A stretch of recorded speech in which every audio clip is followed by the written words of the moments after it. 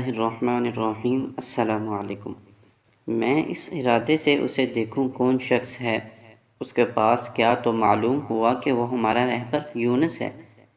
یہ دراصل اپنی بیوی سے لڑ رہا تھا، اور جس طرح شیر اپنی مادہ سے کشتی کرتا ہے تو اس کے ساتھ اس طرح کشتی کر رہا تھا۔ میں نے چاہا کہ بڑھ کر اس کی اعانت کروں کہ 10 عورتیں میری طرف چلیں اور میرے گھوڑے کو پتھر مارنے شروع کر دیے۔ ایک خوبصورت عورت کے ہاتھ سے جو ریشمی لباس میں ملبوس تھی، ایک بہت بڑا پتھر میرے گھوڑے کی پیشانی پر، جس پر میں سب سے پہلے حضرت خالد بن ولید کے ساتھ جنگ یمام کے لیے نکلا تھا، آ کر لگا۔ گھوڑے نے زانوں پر سر مارا اور گر کر مر گیا۔ میں غصے میں بھرا ہوا گھوڑے کی زین سے کود کر اس عورت کے پیچھے بھاگا۔ وہ بھی ہرن کی طرح چوکڑیاں بھرتی ہوئی آگے آگے بھاگی۔ دوسری عورتیں بھی اس کے ساتھ بھاگ پڑیں۔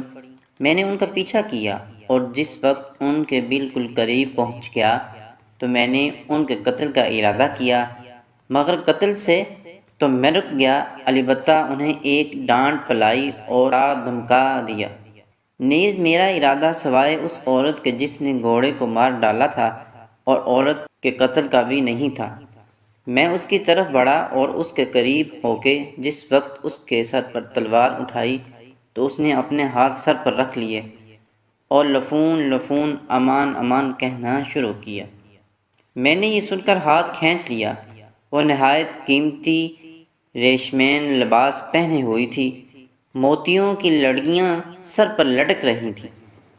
میں نے اسے نیز ان سب عورتوں کو اپنی حراست میں لے لیا، مشقیں باندھیں اور اپنی فوج کی طرف انہیں لے کر چل دیا۔ راستے میں رومیوں کا ایک خالی زین گھوڑا دکھائی دیا۔ میں اس پر سوار ہو گیا اور دل میں خیال پیدا ہوا کہ یونس راہبر کا حال معلوم کر کے پھر فوج میں جانا چاہیے۔ یہ خیال کر کے میں اس کی تفتیش میں ہوا۔ اس جگہ جہاں میں نے اسے کشتی کرتے دیکھا تھا، میں اسے تلاش کرتا پھر رہا تھا کہ دفعتاً میں نے اس کی بیوی کو خون آلود اور اس کے سامنے روتے ہوئے بیٹھا دیکھا۔ میں نے پوچھا، یونس کا کیا حال ہے؟ اس نے جواب دیا کہ یہ میری بیوی ہے، جس کی طلب اور تلاش میں یہاں تک آیا تھا، اور مجھے اس کے سوا کسی چیز کی خواہش نہیں تھی، کیونکہ خدا کی قسم مجھے اس کے ساتھ بہت زیادہ محبت تھی۔ جس وقت میں نے اسے یہاں دیکھا تو میں نے اس سے کہا کہ باوجود یک تم مجھے سے بھاگی اور نفرت کرتی ہے، مگر میں تیری محبت میں یہاں تک پہنچ گیا ہوں، بہتر ہے کہ تو میرے ساتھ چل۔ اس نے جواب دیا کہ مجھے حق مسیح کی قسم ہے، چونکہ تو نے دین مسیح کو چھوڑ کر دین محمدی اختیار کر لیا ہے، میں تمہیں کبھی قیامت تک نہیں مل سکتی۔ میں نے اپنی جان کو مسیح کے لیے وقف کر دیا۔ میں قسطنطنیہ جا رہی ہوں، وہاں پہنچ کر ننون میں شامل ہو کر راہب بن جاؤں گی۔ اس کی طرف بڑھا تو اس نے اپنے آپ کو مجھ سے لڑائی کے ذریعے علیحدہ رکھا، مگر میں اس کے ساتھ اس قدر لڑا اور کشتم کشتی ہوا کہ اس پر غالب آ گیا۔ جس وقت اس نے میرے پنجوں سے کسی طرح مفر نہ دیکھا تو اپنے کپڑوں میں سے ایک خنجر نکال کر سینے میں بھونک لیا۔ خنجر پھرتے ہی نیچے گری اور مر گئی۔ مجھے اس کے ملنے کا چونکہ بے حد اشتیاق تھا اور وہ مجھے مل نہیں سکی، اس لیے اب بیٹھا رو رہا ہوں۔ حضرت رافع بن عمارۃ الطائی رضی اللہ تعالی عنہ کہتے ہیں کہ میں یونس کی یہ باتیں سن کر رونے لگا اور اس سے کہا کہ خداوند جل مجدہ نے تجھے نعم البدل عنایت فرمایا ہے، اور اس سے بہتر اور خوبصورت صورت یہ ریشمین کپڑے پہنے، موتیوں کی لڑیاں لٹکائے، سونے کے کنگن زیب کیے اور چاند جیسا چمکتا ہوا چہرہ رکھتی ہیں، حاضر ہیں۔ یونس نے دریافت کیا کہ وہ کہاں ہیں؟ میں نے کہا یہ میرے ساتھ ہیں۔ یونس نے جس وقت اس کی طرف دیکھا اور اس کے زیور اور حسن و جمال کو ملاحظہ کیا تو اس سے رومی زبان میں گفتگو کی۔ گھڑی بھر تک اس کا حال دریافت کرتا رہا۔ وہ برابر رو رہی تھی۔ آخر یونس میری طرف متوجہ ہو کر کہنے لگا، آپ نے سمجھا بھی یہ کون عورت ہے؟ میں نے کہا مجھے معلوم نہیں یہ کون عورت ہے؟ اس نے کہا ہرکل کی بیٹی اور توما کی بیوی۔ مجھ جیسا آدمی اس کی صلاحیت اور قابلیت نہیں رکھتا، ہرکل اسے فدیہ دے کر ضرور رہائی دلائے گا۔ میں نے کہا اب تو یہ تیرے لیے ہے اور تو اس کے واسطے۔ یہ سن کر یونس نے اسے لے لیا۔ مسلمان اس وقت نہایت شدت کی لڑائی لڑ رہے تھے اور اس قدر مصروف تھے کہ اس سے زیادہ نہیں لڑ سکتے تھے۔ بعض ریشمین کپڑے اور مال و اسباب کو جمع کر رہے تھے۔ وقتی رحمۃ اللہ علیہ کہتے ہیں کہ مرج الدباج کی وجہ تسمیہ اور اس جنگل کا نام مرج الدباج کے نام سے مشہور ہونا اور اب تک اس نام سے مشہور چلا آنا اسی وجہ سے کہ اہل عرب میں سے جس وقت کوئی کسی کے پاس دباج یعنی ریشم کا کپڑا دیکھتا تھا تو دریافت کرتا تھا کہ آپ کے پاس کپڑا کہاں سے آیا، تو وہ شخص جواب دیتا تھا کہ یہ مرج الدباج کی مال غنیمت میں ہے۔ وقتی رحمۃ اللہ علیہ کہتے ہیں کہ جس وقت احرام اسلام لڑائی سے فارغ ہوئے تو اپنے سردار حضرت خالد بن ولید رضی اللہ تعالی عنہ کو نہ دیکھ کر ان کی تفتیش میں لگے، مگر جس وقت آپ کا کہیں پتہ اور نشان نہ معلوم ہوا تو سخت مضطرب اور پریشان ہوئے اور انتہا سے زیادہ قلق ہوا۔ حضرت انس بن مالک رضی اللہ تعالی عنہ فرماتے ہیں کہ وجہ یہ ہوئی تھی کہ جس وقت مرج الدباج کے میدان میں آپ نے توما کو قتل کر دیا تو آپ کو ہر 20 کی تلاش ہوئی۔ آپ نے تمام میدان میں اسے ڈھونڈا، مگر جستجو کے بعد آپ ناکام رہے۔ آپ برابر جنگ میں مشغول تھے اور لشکر روم میں گھس گھس کر رومیوں کو جانوروں کی طرح سے قتل کر رہے تھے کہ دفعتاً آپ نے ایک قوی الجثہ سرخ رنگ یعنی داڑھی والے رومی کو جو نہایت قیمتی ریشمین کپڑے پہنے ہوئے تھا اور ان کے اوپر لوہا حفاظت کے لیے لگا رکھا تھا دیکھا۔ آپ نے مان گمان کیا کہ ہر 20 یہی ہے۔ آپ نے یہ سمجھ کر اس کی طرف گھوڑا پویا کر دیا اور اس سختی اور شدت کے ساتھ اس کی طرف بڑھ کر فوراً حملہ کرتے ہی تہتے کر دی، مگر یہ شخص آپ کو دیکھ کر بھاگا۔ آپ نے تعقب کیا، اس نے میدان میں گھوم کر چکر کھا کے اپنے آپ کو بچانا چاہا۔ آپ نے دور سے اس کی پشت پر نیزہ مارا، یہ گھوڑے سے سر کے بل زمین پر آ رہا۔ آپ یہ کہتے ہوئے کہ کم بخت ہر 20 تو نے سمجھ لیا ہوگا کہ میں بچ کر نکل آیا، اس پر حملہ آور ہوئے۔ یہ شخص عربی زبان سمجھتا تھا، اس نے عربی میں فریاد کیا اور کہا میں ہر 20 نہیں ہوں، آپ مجھے چھوڑ دیجیے اور قتل نہ کیجیے، میں آپ کو اپنے فدیہ اور عوض میں آپ کو ایسی چیزیں دوں گا کہ آپ خوش ہو جائیں گے، نیز جو کچھ آپ مجھ سے طلب کریں گے وہی دوں گا۔ آپ نے فرمایا کم بخت تم میرے ہاتھ سے اس وقت تک نہیں چھوڑ سکتا جب تک ہر 20 کا پتہ نہ بتا دے۔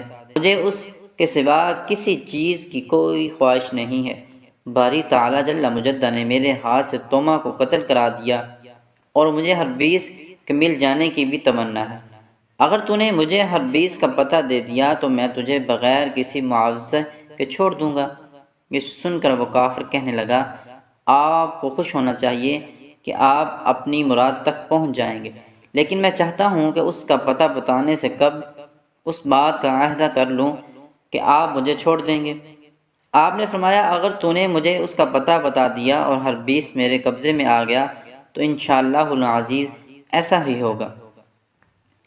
اس نے کہا اے عربی بھائی، آپ کی بات بدعہدی اور بے وفائی کسی معلوم ہوتی ہے، کیونکہ آپ نے ہمیں امان دے دی تھی، مگر باوجود اس کے ہمارا پیچھا یہاں تک کیا گیا، حالانکہ ہمیں وہم و گمان بھی نہیں تھا کہ آپ ہمارا تعاقب یہاں تک کریں گے۔ آپ نے تعاقب کیا اور جو کچھ ہم دمشق سے لے کر چلے تھے اس کو لوٹ لیا، اور اسی وجہ سے آپ کے جاسوس دمشق میں لگے ہوئے تھے۔ اس وقت آپ پھر کہتے ہیں کہ اگر ہر 20 قابو میں آ گیا تو میں تجھے چھوڑ دوں گا، نیز ہر 20 ایک بڑا بہادر اور حریفوں کو زیر کرنے والا شخص ہے، میں اس کی گرفتاری کا کس طرح ضامن ہو سکتا ہوں؟ اور پھر جب کہ آپ کا کلام بھی بدعہدی اور بے وفائی پر مشتمل ہو۔ آپ یہ سن کر نہایت غصہ آیا اور فرمانے لگے کم عقل، ہمیں عہد شکنی کی طرف منسوب کرتا ہے، حالانکہ بدعہدی، عہد شکنی، غداری اور بے وفائی ہماری خصلتوں سے علیحدہ، ہماری عادتوں سے دور اور ہمارے افعال سے بالکل ناگزیر ہے۔ ہم رسول اللہ صلی اللہ علیہ وآلہ وسلم کے صحابی ہیں اور آپ نبی الرحمت اور شفیع الامت ہیں، پھر ہم کس طرح خلاف کر سکتے ہیں؟ ہم جو کہتے ہیں وہ پورا کرتے ہیں، جو امانت رکھتے ہیں وہ ادا کرتے ہیں۔ خدا کی قسم ہم تمہارے تعاقب میں 4 روز سے پہلے نہیں نکلے۔ اللہ بزرگ و برتر نے ہمارے لیے راستے کی دوری کو دور کر دیا ہے اور زمین کی تنابیں کھینچ کر رکھ دیں۔ میں نے تجھے محض یہی کہا تھا کہ مجھے حربیس کی طرف جانے کا راستہ بتا دے، میں جس وقت اسے دیکھ لوں گا تو انشاءاللہ العزیز خدا کی مدد نصرت سے اسے اسی وقت لے لوں گا۔ میری خواہش محض یہی ہے کہ مجھے حضرت ابوبکر صدیق رضی اللہ تعالی عنہ کے بیعت کی قسم، اگر تو نے مجھے اس کا پتہ بتا دیا تو میں بدو کسی عوض کہ تجھے چھوڑ دوں گا۔ جعفر یہ کلام سن کر کہنے لگا، اے عرب کے جوان مرد، آپ میرے سینے سے اتر جائیں تاکہ میں اس کا پتہ بتا سکوں۔ آپ اس کے سینے سے اترے، وہ دائیں بائیں اچک کچک اور ابھر ابھر کر دیکھنے لگا، پھر کچھ وقفے کے بعد کہنے لگا، یہ گروہ جو بلندی پر چڑھ رہا ہے اسے آپ دیکھ رہے ہیں؟ آپ نے فرمایا، ہاں دیکھ رہا ہوں۔ اس نے کہا، حربیس اس گروہ کے آگے آگے جا رہا ہے، آپ اس گروہ کا تعاقب کیجئے۔ حربیس کی شناخت یہ ہے کہ اس کے سر پر جواہر کی ایک سلیب آویزاں ہیں۔ آپ نے قوم جرہم یا زبیدہ سے ایک شخص اسد بن جابر کو اس پر مسلط کیا اور فرمایا، اسد تم اسے اپنی نگہبانی میں رکھو، اگر میں اس کے قول کے موافق حربیس تک پہنچ جاؤں تو اسے چھوڑ دینا، ورنہ فوراً قتل کر دینا۔ یہ کہہ کر آپ نے اس گروہ کی طرف گھوڑے کی باگ چھوڑ دی، نیزے کو درست کیا اور جس وقت اس جماعت کے قریب پہنچے تو چلا کر آواز دی، بدبختو، مجھ سے بچ کر کہاں جا سکتے ہو؟ جس وقت حربیس نے آپ کی آواز سنی اور آپ کے طرز کلام سے معلوم کیا کہ یہ اہل عرب میں سے ہے تو وہ آپ کا قتل کا ارادہ کر کے کھڑا ہو گیا۔ اس کے ساتھی اس کے گرد جمع ہوئے۔ یہ لوگ تلواروں، عمودوں اور تمام اسلحے سے مسلح تھے اور نہایت جانباز اور بہادر آدمی تھے۔ آپ نے انہیں آمادہ اور تیار دیکھ کر فرمایا، بدبختو، تم نے یہ سمجھا تھا کہ اللہ عز و جل ہمیں اب تم تک نہیں پہنچانیں گے اور جو کچھ تمہارے پاس ہے اس کو ہماری ملکیت میں نہیں دیں گے۔ بس اب خبردار ہو جاؤ، میں ہوں شاہ سوار قاتل پلید اور میں ہوں خالد بن ولید۔ یہ کہہ کر آپ نے حملہ کیا اور ایک ہی نیزے میں ایک رومی کو گرا لیا، پھر دوسرے کی طرف بڑھے اور اسے بھی قتل کر دیا۔